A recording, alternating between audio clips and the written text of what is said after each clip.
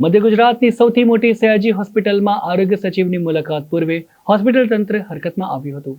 વડોદરા અને મધ્ય ગુજરાતની આગવી ઓળખ ધરાવતી સયાજી હોસ્પિટલમાં રોજબરોજ હજારો દર્દીઓ સારવાર અર્થે આવતા હોય છે. ત્યારે ક્યાંક સુવિધાઓમાં ઉણપ ન રહે તે માટે આજે આરોગ્ય સચિવની મુલાકાત પૂર્વે હોસ્પિટલ તંત્ર હરકતમાં આવી ગયું. જ્યાં સફાઈ ન થતી હતી ત્યાં સ્વચ્છતા એનસીઓટીમાં રાતોરાત એસી લગાડવામાં આવ્યા. બીજી તરફ હોસ્પિટલમાં રંગરોગાન અને સાફ સફાઈ યુદ્ધના ધોરણે કરવામાં આવી. પંખા સાફ કરવા માટે સ્ટાફે દર્દીઓને તેમના હાથમાં બાટલા પકડાવી લીધા હતા અને બીજા સ્થળે ખસેડ્યા હતા.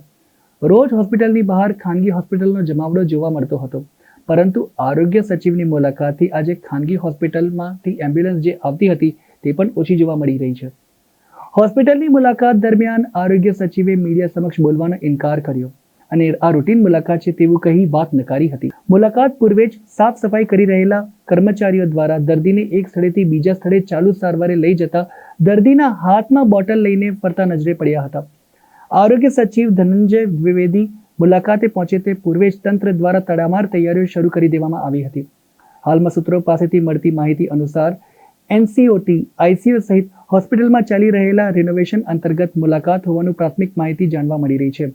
આ મુલાકાત પૂર્વે હોસ્પિટલમાં અગાઉથી મળનારી સુવિધાઓ કોઈ સચિવ મુલાકાત લે ત્યારે જ તંત્ર હરકતમાં આવે છે તે કેટલું યોગ્ય છે? આ બાબત પરથી સ્પષ્ટ થાય છે કે જ્યાં સુધી કોઈ વિભાગીય અધિકારી આવીને મુલાકાત ન લે ત્યાં સુધી આવી જ સ્થિતિ રહેશે. તો સૌથી મોટો સવાલ એ છે કે આ દરમિયાન દર્દીઓમાં પણ ગણગણાટ હતો કે આવી મુલાકાત દર મહિને કેમ ન થવી જોઈએ, જેથી સારવાર લઈ રહેલા દર્દીઓને યોગ્ય સુવિધાઓ મળી રહે.